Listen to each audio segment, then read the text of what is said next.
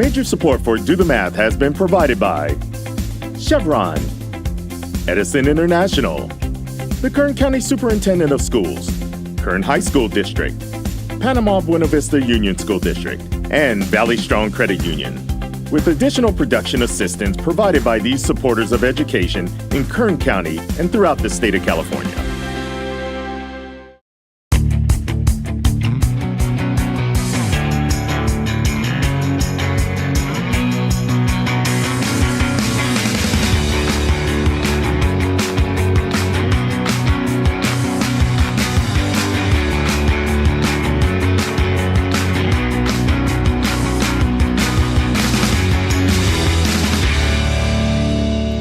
Well, good afternoon and welcome to Do the Math. I'm Michael. I'm Mickey. And I'm Olivia. For math homework help, call in Bakersfield 636-4357. Everywhere else, call 1-866-636-6284. Email dothemath@kern.org. We're online at dothemathonline.net and on social media. Nicely done, Olivia. So where do you attend school and what grade are you in? I attend school at Stockdale Elementary and I'm in 6th grade. What are you looking forward to? Because you're going to have to leave Stockdale next year. What are you looking forward to in junior high? I don't know. Multiple classes. Yeah, do you think you like going to different classes? Probably. I want to have like different teachers. Okay, so you're definitely going to have that. So every period you're going to have a different instructor. All right, so you're going to like that. As far as you think you're going to like that. Yes. Right? Are there any extracurricular activities that you think you might want to be involved in? Like music or sports or anything like that? Chorus and volleyball. Okay, so chorus and volleyball. And I think, but then I'm sure chorus will start when the school year starts, but I don't know about volleyball. Do you know if they start that before school? Usually September. Okay, Yeah, so you'll be in school usually a couple already. weeks in school, yeah. All right. So a couple of things to look forward to. What do you think you'll miss about being at Stockdale for so long? Probably like all my friends, because a lot of them are going to Tevis or Actus or Warren. Okay, so you guys spread out quite a bit then as Yeah. far as going to different schools. All right. Well, you know what? I'm sure you'll still be in contact with them a lot. Yeah. Maybe just not going to every class with them and stuff like that. Plus, you have an opportunity to make a lot more new friends, right? All right. 636-4357 is that phone number. We do have phone tutors available most Tuesdays and Wednesdays throughout the regular school year. However, programming note today, the 18th and 19th of this month are the final 2 live broadcasts for Do the Math for our 23rd season. It's a long time, Mike. Yeah, it's been a long time. Yeah. I know. Well, you've been here for all 23 seasons, maybe not Yeah, on air. Yeah, maybe with me not on doing it, air, but you've been doing part of the something. show, Yeah. as well as Mac, and been here for 23 years. Last couple, I decided to join the That's hair right. club. Keep it low, That's right. bro. That's Keep it right. low, right? Got to keep it together. Easy maintenance right there. Anyway, so just a programming note. These are the final 2 live broadcasts for our 23rd season. Do the Math will continue to be on. However, they'll just be rebroadcast of this year's shows. And we will also have new and exciting things coming up on social media throughout the entire rest of the spring and summer, right up until we start season 24 in September of 2025. Are you ready to help me out with our social media problem of the day? Yes. All right, let's take a look at it together. So go ahead and read that for us, please. Mike spent a day and a half hiking. He was going uphill for 5/6 of that time. What fraction of the day was Mike hiking uphill? All right, so when you look at that, what do you think of, how do you think we're going to solve this? Because it is kind of confusing because, like I said, this is our social media problem of the day, and I don't think anybody answered it correctly. So what do you think we should do? How do you want to approach this problem? He spent a day and a half hiking. All right, so we're going to need that information, Yes. right? Oh, it just dawned on me. Sorry, I was even struggling for a second there. I was like, I'm Right, not getting so it. takes I a got minute it. Okay, all to right. figure it Take out, a second. all right? So a day and a half, what do you think we're going to do with that day and a half? Because that is an important number. Make it a fraction. Okay, so a day and a half, so that would be 1 1/2. Yeah. But we don't really want a mixed number if the other number is a fraction 5/6. So how can we turn that mixed number into a fraction? We multiply and then add. And what would that become? 3 halves. 3 halves, right? So it would be 3/2. Yes. And we have to use that 3 over 2 and do something with that 5/6, right? So we spent a day and a half, we were going uphill for 5/6 of that time. So what do you think we're going to do with those two fractions? Add them, subtract them, multiply them, or divide them? Because there's only 4 things we can do with them. Multiply. Multiply them. Why multiply? Why not? All right, well, you know what? That's the thing. Let's try that first, right? So let's just think logically and reason about this first for a quick minute. You're hiking for a day and a half, and you were going uphill 5/6 of the time. Mm-hmm. Do you think we would need to subtract those numbers for any reason? Yeah, probably. Okay, well, then let me ask you this. If we spent a day and a half hiking and we're going up the hill 5/6 of the time, do you think we would have to add those numbers at all? Yeah, I mean. Okay, so you've given me a yes on the subtraction, a yes on the addition, and you said multiplication. So why not? Yeah, we're doing all 4, right? Are we going to do it 4 different do you ways think and we get 4 should different divide them? answers? Probably not divide. Okay, so we can wipe divide out of there. Yep. All right. So let's take a look. So it says, what fraction of the day was Mike going uphill? Right? So you wanted to, first of all, multiply. Mm-hmm. So we're going to take 3/2 of 5/6.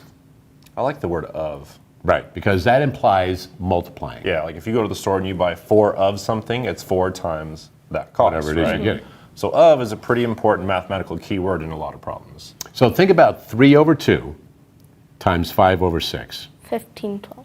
15/12. All right. Now, if you simplified that, what would that be?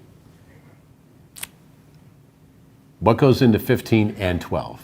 3. Okay, so if we divided each of those by 3, what would we have? 5/4. Is 5/4 an answer up there? Yes. All right, so we possibly are on the right track because we're doing this because you said, why not? Mm-hmm. Right? I like that. I like that. Kids ask, why do we do it? Why not? That's So what we're if doing. we have 3 over 2, 3/2, and 5/6, can we simplify things before we even multiply? Have you ever seen the cross simplifying? So Yeah. the 3 and the Not 6. good at that though. Okay. That's all right. here, That's why we're here to do the math. We're going to do it in our head a little bit, right? Okay. So opposite the 3 as the numerator, the 6 in the denominator. What goes into 3 and 6? 2. Oh no. Wait. 3. 3. Right. Yeah. And it goes in once and twice, right? So now we have 1 over 2 Okay, 1 over 2. and 5 over 2. 5/2. Close. 2 times 2 on the bottom. Oh, 5/4. 5/4. So once again, we could simplify it a little bit and still get 5/4. So are we going to go with 5/4 on this? Yes. All right, let's see if indeed C is the correct answer. There we Yay. go.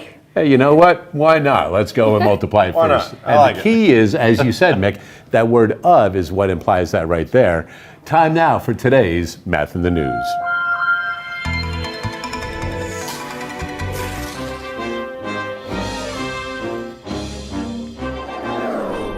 And in studio with us right now, we have Mary Lou. How are you? Good. How are you doing? I'm excellent. So you are one of our regular math tutors. Yes, I am. But you are not dressed as a regular math tutor today. No, I am not. Because you work most of your time, when you're not helping out with Do the Math, for the Kern County Superintendent of Schools. Yes, I do. And what is your role with the office? I am a math coordinator with the Kern County Superintendent of Schools. And what does that mean for students that go, well, you're a math coordinator, so are you a math teacher, or what do you do? Well, I get to have lots of fun with educators and students all throughout Kern County.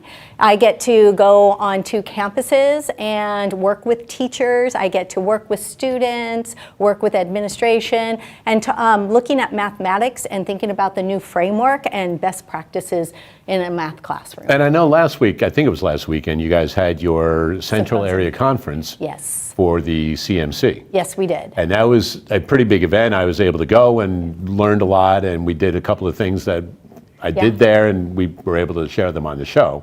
So what was the biggest thing you guys think you're always looking for with that conference as far as educators go? I think really when they're planning that conference, it's who can we bring in from the math community to really help and support the teachers of Kern County. But the conference, as you saw, is just not teachers from Kern County. Right.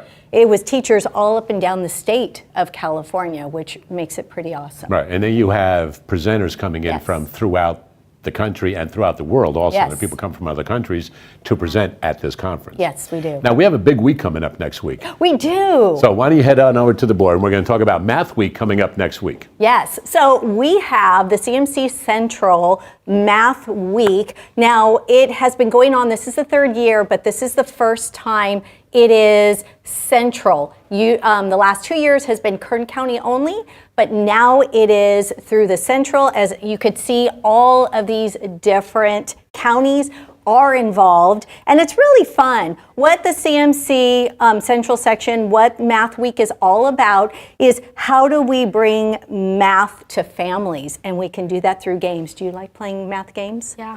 Okay, so this is our website, and you'll be able to find that again on Do the Math website. If we scroll up, what we have is we have an impact tracker that can kind of keep track of what families are playing and how many total minutes. We have directions in English and Spanish. And also we can choose the day. So if we're starting next Monday, you would choose day 1, okay? Mm-hmm. And on day 1, we have stories, which is the big thing from Mind Research. They have put stories and games all together. And again, we have it in English and we have it in Spanish. So we have these stories to go along with the game. And this is one of my favorite games. Have you played this before? No. Achi? Okay, so there's a wonderful story. If we click on this, we're gonna quickly kind of go through this. It tells us the story of Achi. And we can turn the page here. It goes through, it's kind of similar to tic-tac-toe. Do you like tic-tac-toe? Yeah. But don't you get upset when you tie and there's no winner? Mm-hmm. Well, Achi, will be a winner. So we're gonna play this game here in just a second. So there's a story that we can go through and learn about Achi. And then it kind of shows us a little bit about the board, and we can see it's a little bit different than tic-tac-toe, mm-hmm. right? So again, it's 3 in a row though. And here we go. We're going to play this in a second, going through it. So you ready to start? Mm-hmm. Would you like red or would you like blue? I'll take blue. Okay, so I'm going to let you start, and you can put your pieces, just drag them over on any dot. Again. And as you're playing this, Mary Lou, I know there are some students or educators. Oh, okay. And they might go, that looks like Nine Men's Morris. Just a different name. It's just a different name, exactly. Okay, now your turn. I went ahead and moved. Did you move? Okay. I'm going to go there. Oh, you blocked me. All right. I'm going to go up there. And, oh, didn't even see that. Good job, good job. So if we say that we tied, right, and I'm going to have you go again real quick. Say that if we tied, and this time let's just not try to, go ahead, move something real quick. Well, your move wasn't on there. There you go. Did it not stick? There you go. And there you go. Oh, let me just go there. And let me just move there. And then move one right there for me. So even though we did not win, we didn't get 3 in a row, we can continue this game because you can slide something to try to get 3 in a row. So play will continue. There you go. Boom. And you could slide and win, okay? And what I really love is that there are other ways to play. So we have some more, they're extending it to different formats. Okay. So it is a fun math week again to try to get students and family to play wonderful games. Thank you for playing with me. Just getting them to play. Right, and as the students continue, it gets progressively more difficult as they continue on those levels right there. Yes, and there is a tracker. It is down here real quick. There's a tracker to keep track. So once you play, you go to gameplay data, and it is a Google form that you can keep track of how many minutes you played, what school you're from, what grade you're from. And that way, it's kind of a little competition between schools and maybe even classes in Yes. schools and things like that. So I know there are Big, places yes. to do that. Big So anyway, competition. coming up next week, the 24th through the 28th, Yes. they can go through the Do the Math website and Yes. find out information about it. And I'm sure even Kern.org will have it also Yes, as well. it will. All right, nicely done. So Mary Lou, nice to see you again. I know. And, Nice to be here. Maybe if you stick around, we'll make you do some more work later on. We'll be back with more right after this.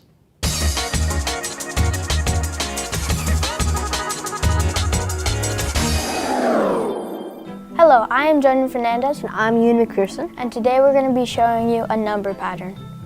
So first, we're going to need a 3-digit number. 123. 123.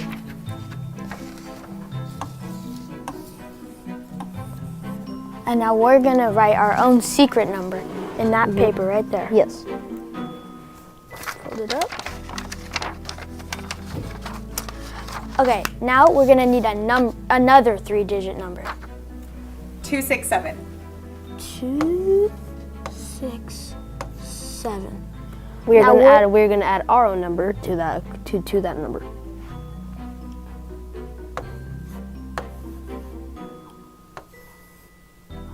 And now we need another 3-digit number.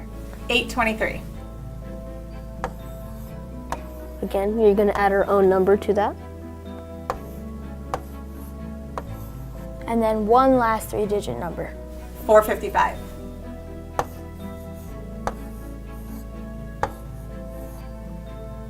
We're gonna add a last number to this, and then add it all up.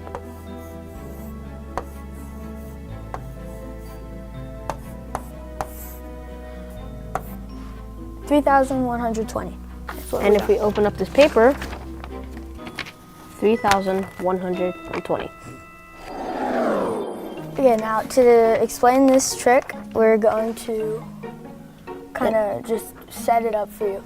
So you give us a 3-digit number, and because we need to write down our own number before you give us another one, we add 2,997. Why 2,997? Because when you add these numbers up, you get 9. It's also the same for the other two columns, which their numbers add up to 9.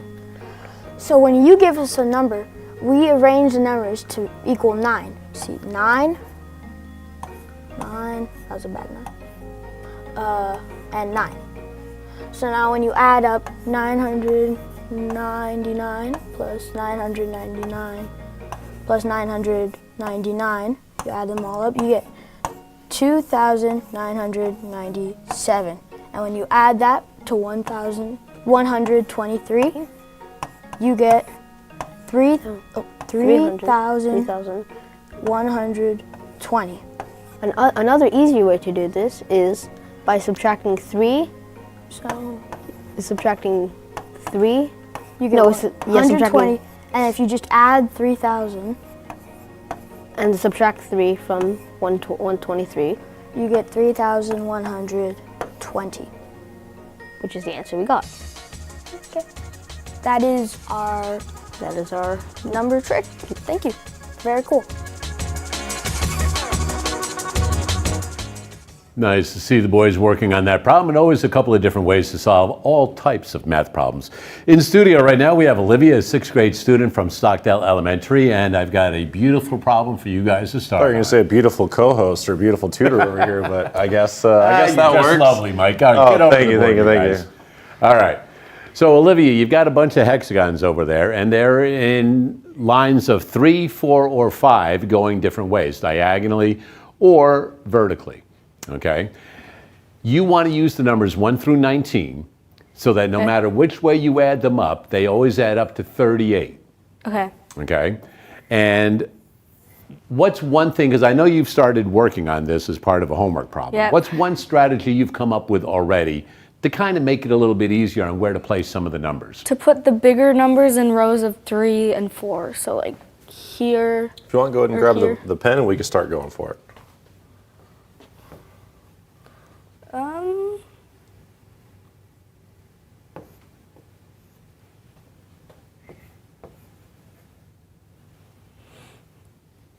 I'm going to give you a hint here also, right? Down at the very bottom, Right in the middle, you're going to put a 3. And right in the very middle of everything, you're going to put a 5.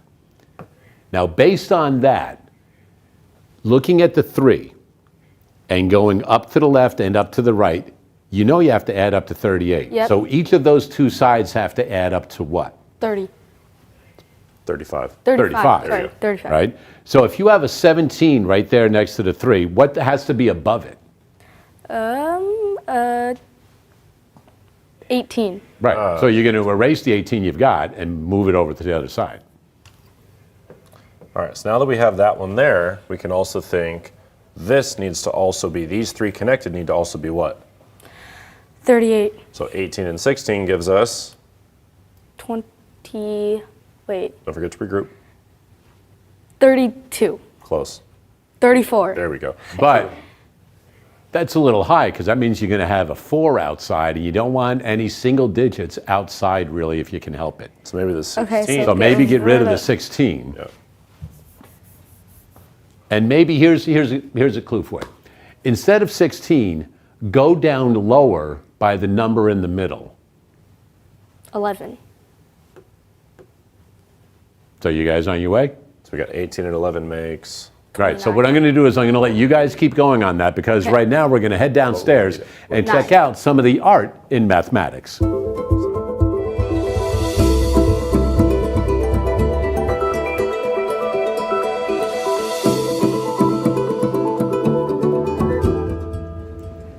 All right, hi, welcome back to another day in art. It's our final one of this season, and today with us we have Dre from the Bakersfield Museum of Art. Thank you so much for being here. Thank you for having me. All right, so what is our project today? So today we're going to be doing Piet Mondrian inspired watercolor art. So basically we're going to be using our 10 blocks, so hundreds, tens, and ones. We're going to be rolling dice, and we're going to be seeing how much of everything we're going to do.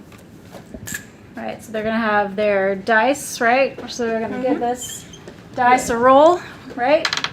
So if they get 3, then they'll be using the 10 base, no, 100 base 3 times, right? So however they want to apply it on their page.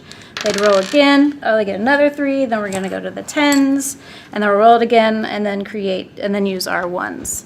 And so then we're having, primary colors, right? Yeah, so Piet Mondrian used primary colors in the painting that we're inspired by today. So we're going to be using primary colors, and yeah. And maybe some black and white. Mm-hmm. And then, so if they roll these dice once, do they only do it one time, or can they do it multiple times if they want more? They can do it multiple times if they want to. It's always their own art. They can put their own twist on it. So yeah. All right, so we're using some math and some art again together in our art. So we'll be back a little bit later and we'll see their progress. All right, back to you, Mike. All right, thank you for that, Sam. Well, right now we've got Olivia and Mickey working on this hexagon problem. And you had your little clue of 3 down at the bottom. 19. need 19 more in here. So where are you guys at now? What do you think? Well, we've done 6 and 2 in the middle to make 38 diagonally through the middle there from left to right or right upper to the upper left. Now we're just starting to play with numbers. Like we just plugged in a 6 and a 7, but realized 9 and 6 or 9 and a different number would require us to have like 21, and that's too large. So continuing to play and So see. everything you've got is perfect thus far. For what we've solved, yes. Doesn't mean it's going to work with everything else we've done, but what we have so far works. But yes. everything works. Yep. So why don't we take, let's take the 16 and go up. So how many do you need? Leave the 16. Oh. But how many more from there? And figure out what you think those two would be. We need 422. Wait. You talking about this one right here, Mike? No, go to the 16 and go straight up where she's at. Oh, I get you. Sorry, it took me a second. I was like, what? Okay, so how much more do we need? 38 minus 16. 18. Wait, no. 22. There we go. Okay. I had it. You're on it. You're on it. I believe you. So how do we get 22 out of that? What do you We think? could do 10 and 12. Okay, go for it. Let's plug it in, see how we do. Wherever you want. No pressure. Oh, God. No, I'm just kidding. You're doing great. All right, so now we have 17, something, 2 and 10. 2 and 10 is 12. 12 plus 17. Is 29. Okay. Well, what would we need to make that work? 9. So maybe we flip these, and then that helps us reduce what we need by 2. Let's try that. All right, so now 12 and 2 is 14. 14 and 17 is? 31. Okay, and what do we need right there in the middle then? 7. Aha, so that'll work. And now we're down here. 19 and 11 30. plus 7. 37. So what do we need right there? 1. All right. Then we have this one set up. So 18 and 1 is 19. plus 5 24. plus 10. 34. And what else do we need? 4. Nice. All right, so now we're getting down. It's getting kind of close, right? So let's see. Final 4. Which one do you want to start with? Let's go here. Okay. 17 and 1 18. plus 6. 24. How much more do we need? 14. Okay. Looks like we haven't used a 14 yet. Go for it. All right. 3 more. No pressure. We're getting there. 9 plus 14. Okay. I believe in you. Rhymes with 23. 23. There we go. All right. 23. All right. Let's put a 23. Oh, sorry. We have 23. How much more do we need? 15. Okay. Let's plug it in. Ooh. Where do you want to go next? 2 options. Here. All right. Talk me through it. What you got? Okay, so this is 10. 15 plus 15 is 30, so we need 8. Can we use? Do we have used 8? I don't think so. All right. Looks good to me. 1 left. We could count 1 through 19, or we could just figure it out. 25, and we need 13 more. Okay, plug it in. And we'll look to Mike, who apparently is a beautiful host, but does not have a most beautiful co-host. So, Mike, how are we Easy, looking? you're just lovely also there, It's, Mike. you know, I tried to copy the hairstyle. It's not getting me any points. Mike, tell us how do we You do? know what? That's nicely done, because basically I gave you the 3 and the 5, and that was it, right? Because using the 3, that's a key. You need a key to start, right? Otherwise, it would take you just a long time to kind of figure it out. Yeah, it's almost like a Sudoku without a rhythm or a rhyme. You're just Right, plug and it in this and is the only way to do this problem. Now you could reconfigure it where you had the 15 at the bottom, but then you're going to rearrange everything else. So it's really just like rotating it, but these numbers Right. have to be touching the other numbers they're with. Right, so nicely done, Olivia. I was impressed in how quickly you guys were able to get that done. So because of that great effort, you've got yourself a meal courtesy of our friends at Chick-fil-A, so congratulations Yeah, on that. Chick-fil-A. There you go. Everybody love Chick-fil-A. We'll be back with more right after this.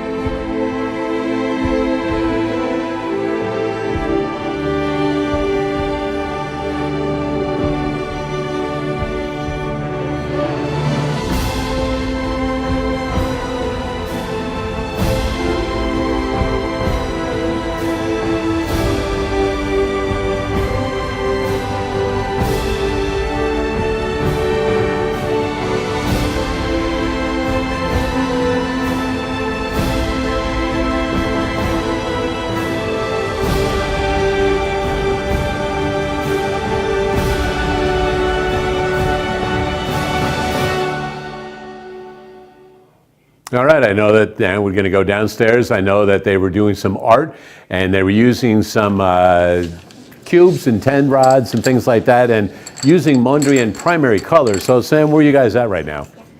Okay, so the kids have all rolled their dice, and we've written down on their piece of paper whatever they got for the hundreds, the tens, and the ones. And so that's what they got to use to create their piece of art. And, you know, if you didn't really like your number, you got to roll the dice again. So let's take a look at some of the kids that have started working already. So here he had 200, 6 tens, and 4 ones. So far he's traced his 100 block twice. And his tens, he's working on those right now. And you can see he's keeping it very much in the style of Piet. All right, so then he's gonna have 4 ones. So then once they finish this, they're gonna be tracing it with a Sharpie, correct? Yes. Okay, and then they will go with that. So what about you? What numbers did you get? 3, 4, and 2. I like what you got going on so far. Nice balance. Very cool. And you already created some extra rectangles in the overlap. Very good. All right, well, how about you? What were your numbers? 1, 3, and 6. Ooh. So tell me how you got your 1, 3, and 6 going here. I'm gonna be using one of the 100 blocks. Okay. 6 of the 10s and 3 of the ones. I'm just using these so that I can keep it, the extra ones, to keep it accurate and stuff like that. Oh, okay. So you've created more lines, but then you're gonna put those on top of this one?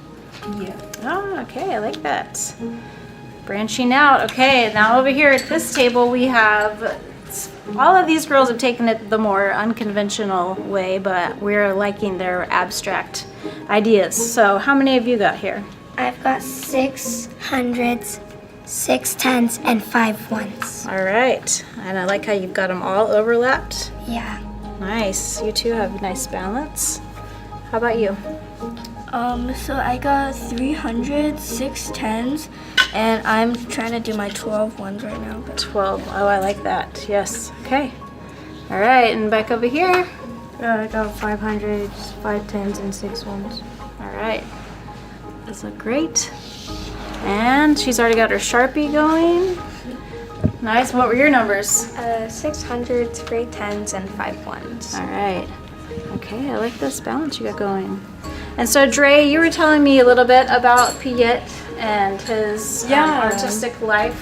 So he actually was a figure painter in the beginning of his life, and as he got older, he actually became more of an abstract artist, and he used a lot of geometric shapes, and that's exactly what we're doing today. Yeah. So math can be fun. Math and art together can be fun. That's right. All right, so these kids are going to continue to draw, and then we're going to trace them with the Sharpie, and then they're going to get to use the primary colors and black and white with watercolor to paint them. So I think that we'll send that back to you, Mike, and we'll see you in a little bit.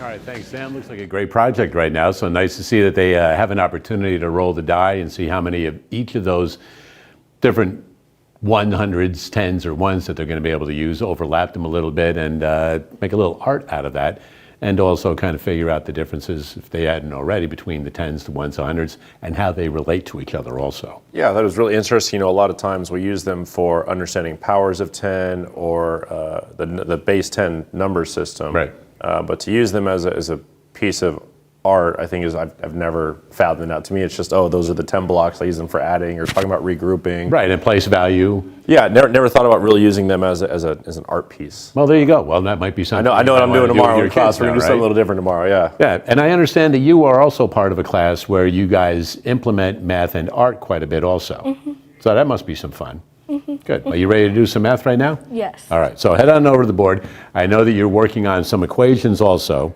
So here's the first one. So Mick, if you want to write it down, 6x plus 7 minus 2x is equal to 3 plus 5x minus 9. Thanks. All right, I didn't realize it was going to be that long. All right, well, what do we notice? What are you thinking? What are your thoughts? I think we should first combine the like terms. Okay, now you say like term. Now for students watching at home or anybody really, what do you mean like terms? Like they are alike, they like each other? What do like terms mean? The ones with the variables next to them, like combine them, and then the ones without a variable don't combine them, but Okay, so you like Yeah. 6 has an X in it. That's not 6 times, that's 6 actually connected with the letter Yes. X or the variable. Yes. Okay, so that one has a variable. What about the 7 here? no, it does not have. Okay, so I couldn't combine those together to make like 13X. No, Okay, so I can combine 6X with what on the left side? negative 2x. Okay, so I noticed you said negative 2X. It's really interesting. Students a lot of times will say minus 2X. So in this case, if I have a 6X and a negative 2X and you say we combine them, students think add, but is that what's happening here? No, you're Okay. subtracting. Okay, so when we do 6X combined with the negative 2X, what's left? 4x. Go for it. So now we have 4X. All right. Plus 7 minus. No minus 2X because we used it? Yep. Okay.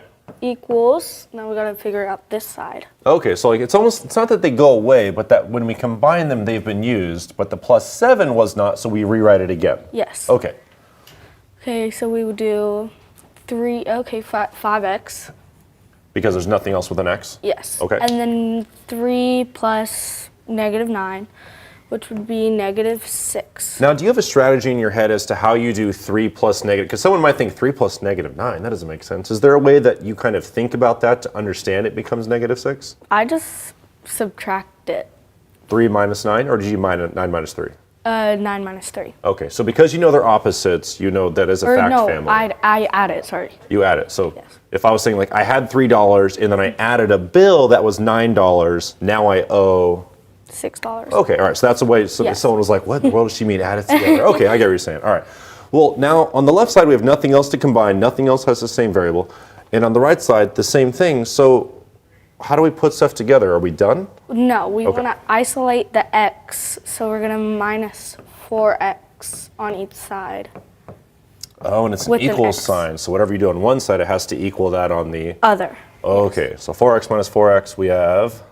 7 equals x minus 6. Okay. So 5x's, take away 4x's, we have 1x left. Do we have to put the 1 in front? No. Because it's just 1x? Yeah. Okay. So now the x is still bothered by the negative 6. Bothered, man. All right, all right. How are we going to So- unbother it? Add 6 to each side. Okay. Now you keep saying add, even though it says subtract. Do you know the term, what you're using when you're like, oh, I see it's minus 6, I need to add 6. Do you know the official term for that? No. It is called inverse. Oh yeah, I did know. Yeah, okay, yeah. My I was teacher to say, taught me most that. students have heard of it, they just don't think about it very often. You know, a lot of teachers will say do the opposite. The academic term would be inverse operations or the opposite, and that's what allows us to manipulate an algebraic problem just like you're doing. Yes. So go ahead and finish it off for us. X, and then 7 plus 6 is 13. All right, now I know we don't have to check it right now, we don't have that much time, but if you wanted to make sure that the x really did have a value of 13, what could you do to make sure it actually worked? You would put, my teacher calls it plug and chug. She Mm-hmm. puts the 13 where, or any number that's here, where the x's are, and then do it as a regular problem. Now, one thing, I know we're not going to check it, but if I were to do that and you said, okay, 6 and then an x, so instead of x is really 13, so would I put 613? No, you would do 6 dot times, or just put the number next to it. Okay, so really when the 6 is directly connected with the variable, it actually represents multiplication. Yes. Okay, so if someone at home wanted to try this out because they're learning or they thought this was interesting, it's not 613, it's really 6 times whatever value, in this case 13? Uh-huh. Okay, Mike, how do we do? X There you has a go. value of 13? Perfectly done. And you know what? I'm glad that you were such a problem solver. You were able to figure out how to not bother that negative 6. Bother the I want to use that one in class. It's more like I don't want that make it- I negative don't 6 get it alone and bothering be me bothering extra it. there. So nicely done. Great problem right there, Olivia. Hey, we'll be back with more right after this. Looks like I'm getting some kind of warning alarm. What is that?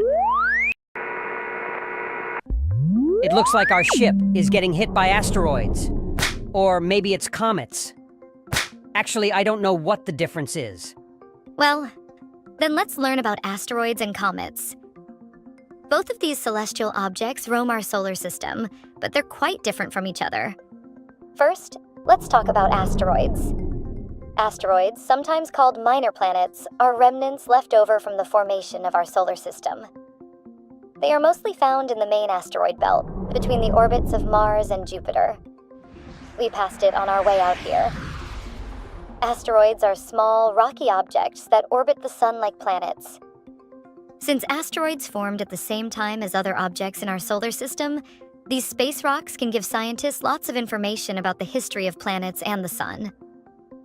Scientists can learn about these asteroids by studying meteorites, tiny bits of asteroids that have broken off and crashed on Earth's surface.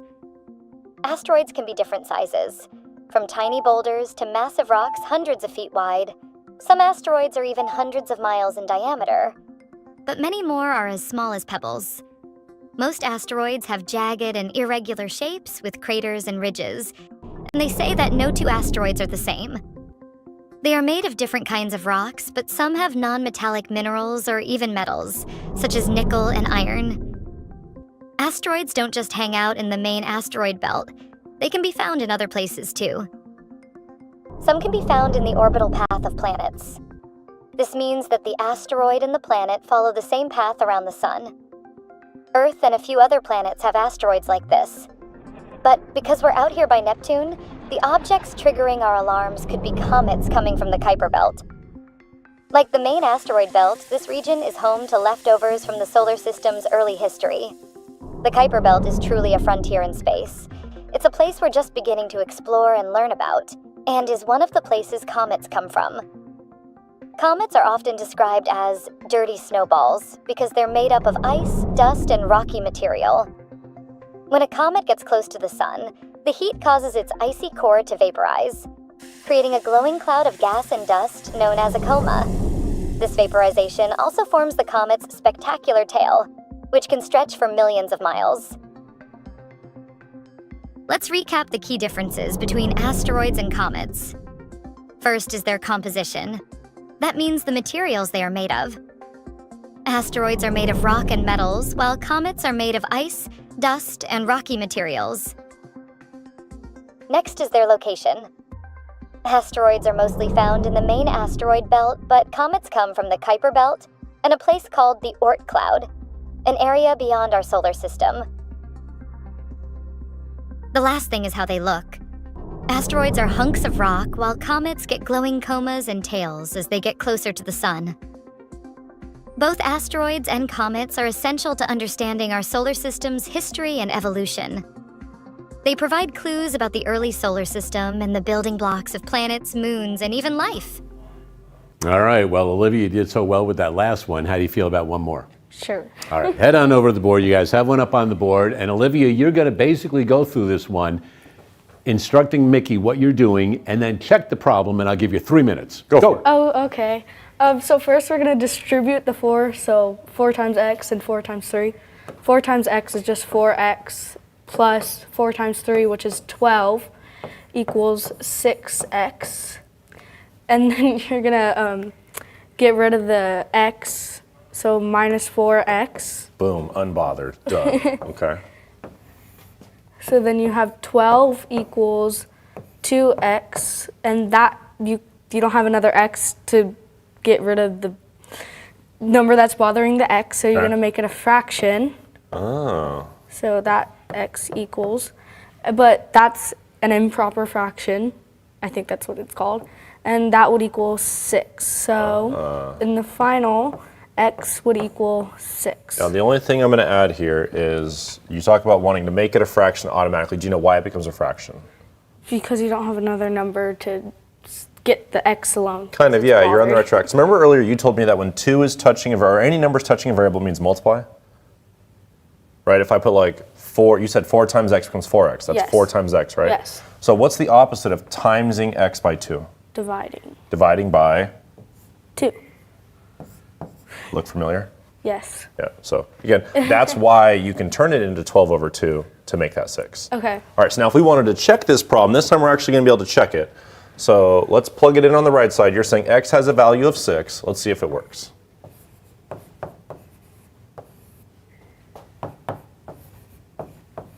So you do, this would be times 6. Okay. So you would do 4 Inside parentheses first. Sorry. 9. So Okay. it would be 4 times 9 equals 6 times 6. And 4 times 9 equals 36. And 6 times 6 equals 36. So does our answer work? X has a Yes. value of 6. Yes. Go to beautiful Mike. Hey, beautiful Mike. Indeed, you are correct. So There we Olivia, go. nicely done. I like the way you explained everything. And then the way you guys were able to get X by itself because you want to isolate that variable. Thank you. And then you can see it doesn't really take that long to check the problem. Because with problems like this, if you don't check it, you hope you're right. Yes. If you check it, you know you're right. You don't have to be or bothered if you by made a the hoping. mistake, if it doesn't work, then you know you have to go back and rework the problem instead of just kind of hoping it worked. All right, so nicely done. Great work. We'll be back with more right after this.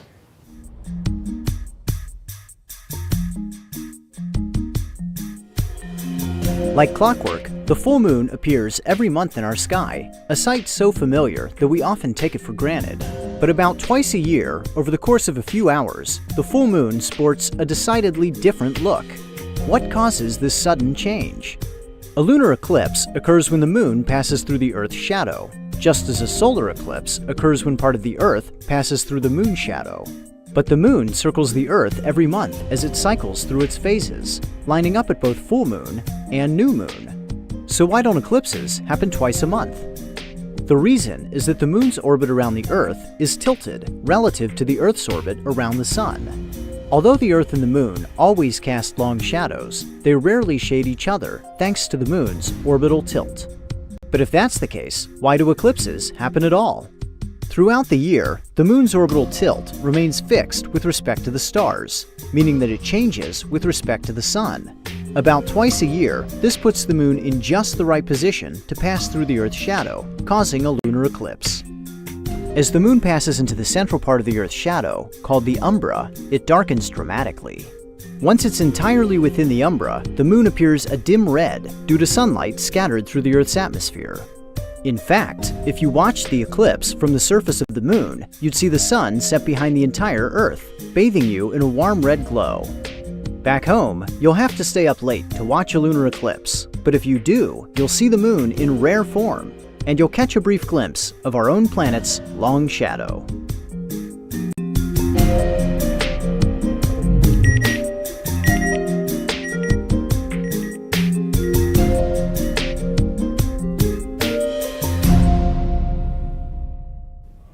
Always interesting things going on with NASA, and especially eclipses. Right now, we're going to head back downstairs, check in with the art kids. And Sam, I think these guys are now doing the coloring with those primary colors, correct?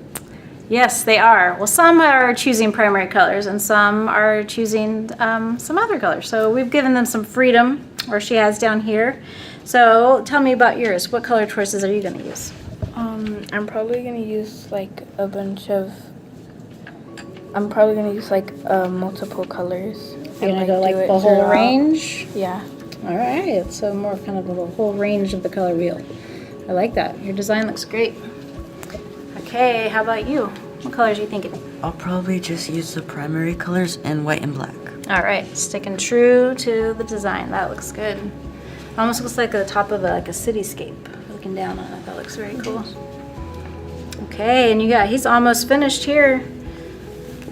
Are you going to any more black from there? Or are you going to stay with just these colors? I think I'm gonna do one more black square and then I'll be done. All right, you did a great job. Looks you. good. Okay, girls, see what we have over here. Okay, tell me about yours. What colors are you gonna use? I'm doing red, green, yellow, and blue. Okay. And are you gonna paint all of them, or are you gonna leave any white or black? I'm gonna do the background blue and then Okay. this yellow, like the square's yellow.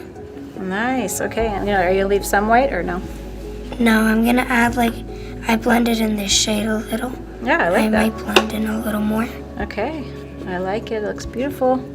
Okay. How about you? I think I'm just gonna stick with the primary colors in black and white. Okay. Yeah. Yep. Like I said, I was telling her I love how she has some lines that are thick, some are thin, some are even have some dotted lines in there. Are you going to paint the whole thing, or are you going to leave the background white? I think I'm just gonna leave the background white. Okay. Looks good. All right. And your color choices? Red, orange, yellow, the warm ones. Okay. She's keeping hers analogous colors next to each other on the color wheel. And are you going to paint in every single one of yours? Yeah. Okay, I like that. I like how you're nice and bright and thick. Okay, last one over here. I'm trying to go for more pastel colors, and I don't know. I like Things it. that go good with it. Yeah. So Dre was telling them that more water is more pastel color. So the less water you guys use, the deeper your color will be. If you want more of a lighter color, like a pastel, like she's doing, you're gonna use a little bit more water. Right. You can also do a couple of techniques. So you can do wet on wet, for example. I like to wet my area that I'm gonna paint and then add the actual paint to it. If I want like a deeper, what would the word be?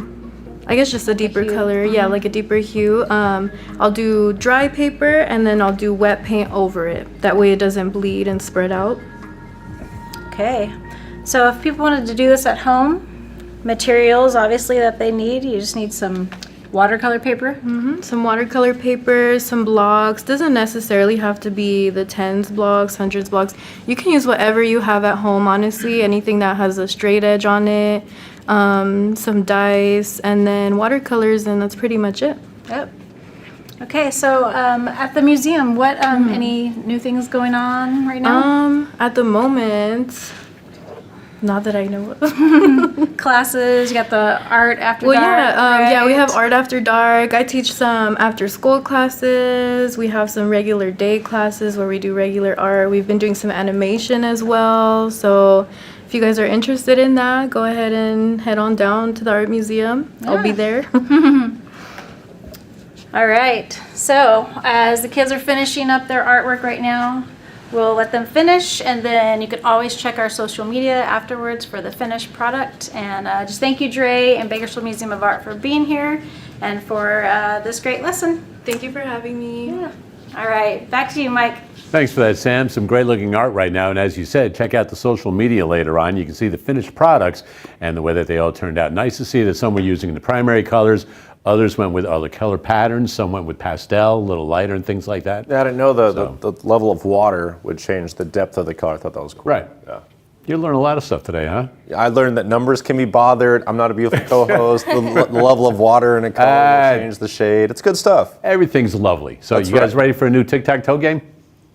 This is a There's 5 different by versions 5. of Oh, there's a lot tic-tac-toe? of different versions. You watched all year, you're going to get a bunch of them. Head over to the board, you guys. All right. What in the world? All right, so Mick, what I need you to do is just fill in, like, completely darken that middle square. There you go. Shade it all in. It's a pro. It's a pro. Doesn't have to be perfect, but just kind of shade it all in the way you were doing it. Pull your pen off one time. Now go bigger. There we go. Yeah, now we're cooking. There we go. Nicely done. All right. So, Olivia, would you like to be X's or O's? I'll be O's. All right. So we're going to allow you to go first. You're going to be able to place an O anywhere you want. Mick, you're an X, and you may be able to... Ooh, that counted, right? It didn't go. Does that count as my turn twice? All right, Mick, put your X anywhere you like. All right, keep going. You're just going to go until you fill the board up. Oh, so there's no win. Anywhere you want. Can't win? No, you're not worrying about the 3 in a row right now. I'll let you know once you fill it all in. Okay. This is interesting. It's like a competition, but like you're not sure what's happening. It's like a speed game. I'm scared of that side. All right. She got them all in a row, right? That doesn't matter, right? Just fill them in. Okay. I'm nervous. All right, so now here's what I'd like you to do. Maybe change colors, Mick, to some other color. And what I'd like you to do, Olivia, is just draw a line through any 3 in a row that you have. Okay, there you go. So, Mick, any 3 in a row that you have. Okay. All right, so keep alternating like that as long as you have a 3 in a row. Would it count like if you go like that? Diagonal? Well, that's in a row. Diagonal. That's what I'm saying. So you go ahead and do that one. Now hold on. Can I like These three? Well, see, that's what we're going to talk about. That's all once like you guys get going. that's a new set of If you're counting, now, in that case, you're counting 2 of them.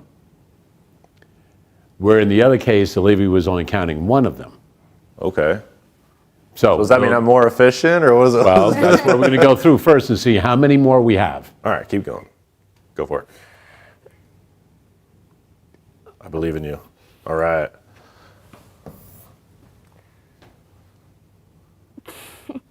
Are we supposed to be keeping track of this?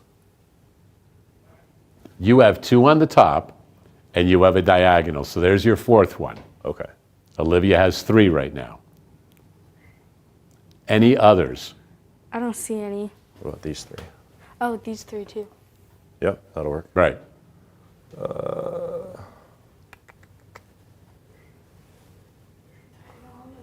Oh, thank you. Thank you, off-camera There you assistant. go. Thank Well, you. Producer helping out there. So it's 5-5 right now. You guys got the idea of the game? Yes. Now that is where you can use the same O or X multiple times. Clear the board. Off-camera help, please. What's the... Just erase it? Okay, that's what we're going Because with. the board itself will stay. There you go. Cooperative work right there. You can erase the one in the middle also. Oh, okay. So Olivia, decide on 1 square, because there's 25, and between the both of you, you'll each go 12, that'll be 24. Figure out a square to completely black in. Go for it. Yeah. So much easier that way. Okay, so now you were able again. to use the same X or O numerous times. Now you may not. So it is strictly a 3 in a row without Changing up the using them rules. more than once. Bring it on, Olivia. So, Olivia, you are O's, go. Now remember, you can block and all those kinds of things, but you... I feel like I'm on the defensive now. Just purely responding. No. Don't be rooting back there. I hear you back there.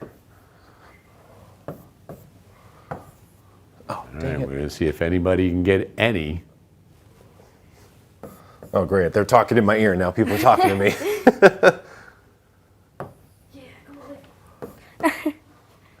And remember, you can only use each O or X once. Yeah, And you guys have 30 seconds. Hopefully you'll answer it up quick here. All right, so different marker. Olivia, do yours first. There's 1. Wait, So you can't use the same O or X again. I don't see any more. oh, you got this diagonal. Oh, yeah. Yeah. All right, so Olivia's got 2, Mickey's got 1. Hey, Mickey's gone. There you go. All right, that's it. Come on over here, guys. That was pretty cool. I So like it. Olivia, did you learn a little something today while you were here during that hour? Mhm. Very good. You are now an ambassador for Do the Math, so I need you to tell people about Do the Math. Okay. All right. As part of your ambassadorship, you have the exclusive Do the Math Rubik's Cube also. Yay. All right. So did you have fun today? Yes. Good. That's the most important thing right there. Remember, tomorrow, final live broadcast for our 23rd season. Until we meet again, continue to do the math.